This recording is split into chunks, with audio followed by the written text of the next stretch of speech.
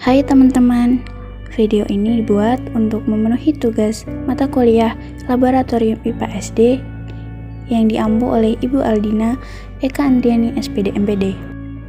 Sebelumnya perkenalkan, saya Afitri Diautami dengan NIM 14014221199. Nah, dalam video ini saya akan membahas mengenai keselamatan kerja di laboratorium kimia. Tujuan dari video keselamatan kerja di laboratorium kimia ini dibuat antara lain yang pertama, dapat mengerti dan memahami mengenai keselamatan kerja di laboratorium kimia. Untuk yang kedua, yaitu mengetahui dan memahami apa saja simbol-simbol label pada bahan kimia yang ada di laboratorium. Dan yang ketiga, yaitu mampu menghindari kesalahan dan mencegah kecelakaan pada saat melakukan praktikum di laboratorium kimia. Terdapat beberapa perlengkapan keselamatan yang wajib digunakan oleh praktikan dalam melakukan praktikum di laboratorium kimia. Alat-alat itu antara lain yang pertama yaitu sepatu tertutup.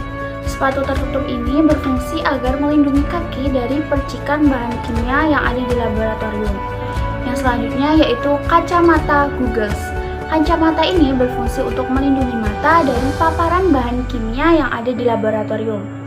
Untuk yang selanjutnya yaitu masker, agar kita tidak langsung menghirup udara yang ada di laboratorium karena ditakutkan udara itu sudah terkontaminasi dengan bahan-bahan yang ada di laboratorium tersebut. Untuk yang selanjutnya yaitu jas laboratorium yang berfungsi sebagai pelindung badan kita, dan yang terakhir yaitu sarung tangan. Yang selanjutnya yaitu peraturan-peraturan yang ada di laboratorium. Yang pertama yaitu praktikan diharapkan untuk datang tepat waktu. Yang kedua yaitu praktikan wajib bertanggung jawab mengenai apa yang dilakukan selama ada di dalam laboratorium tersebut. Lalu yang ketiga yaitu mematuhi segala instruksi baik secara lisan maupun tertulis. Yang selanjutnya yaitu dilarang makan dan minum selama berada di laboratorium. Untuk peraturan yang kelima yaitu membuang limbah alat dan bahan dengan benar, dan yang terakhir yaitu melaporkan segala kejadian apapun kepada asisten lab. Berikut ini telah disajikan 9 simbol label bahan kimia yang biasanya terdapat di laboratorium kimia. Untuk yang pertama biasanya disebut dengan dangers for the environment, yang memiliki arti bahwa bahan tersebut berbahaya bagi lingkungan.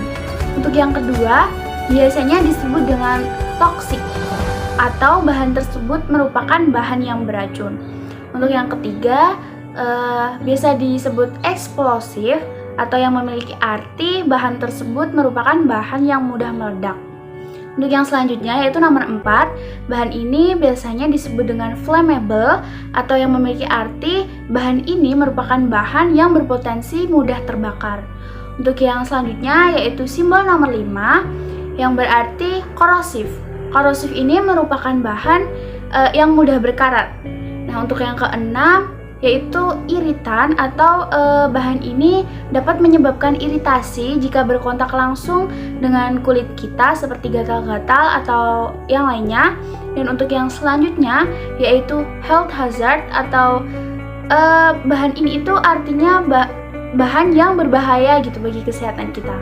Nah, untuk yang ke-8 yaitu oxidizing atau bahan yang pengoksidasi. Untuk yang selanjutnya, yang ke-9 dan yang terakhir yaitu compressed gas atau gas dengan tekanan tinggi.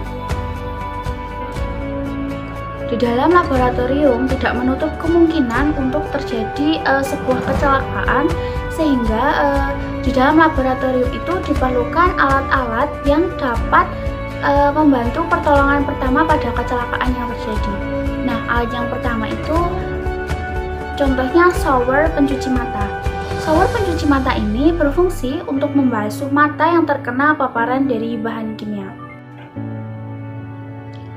Untuk alat pertolongan pertama yang kedua yaitu alat pemadam kebakaran. Alat pemadam kebakaran ini wajib ada dalam sebuah laboratorium.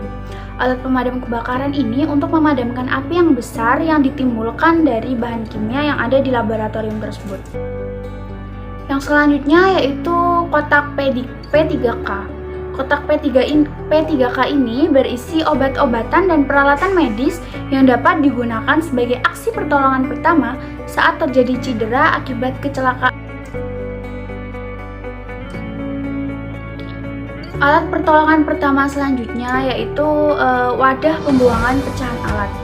Tempat ini juga sangat penting keberadaannya di laboratorium karena wadah pembuangan ini digunakan sebagai pembuangan alat yang pecah agar tidak berserakan dan nantinya tidak membahayakan bagi praktikan yang ada di laboratorium tersebut. Dan yang terakhir yaitu pintu darurat. Nah, pintu darurat ini juga sangat penting dimiliki oleh sebuah laboratorium karena pintu ini berguna untuk akses evakuasi saat terjadi kecelakaan di laboratorium. Di sini saya dapat menyimpulkan bahwa terdapat beberapa hal yang perlu diperhatikan yang berkaitan dengan kesehatan dan keselamatan kerja di laboratorium.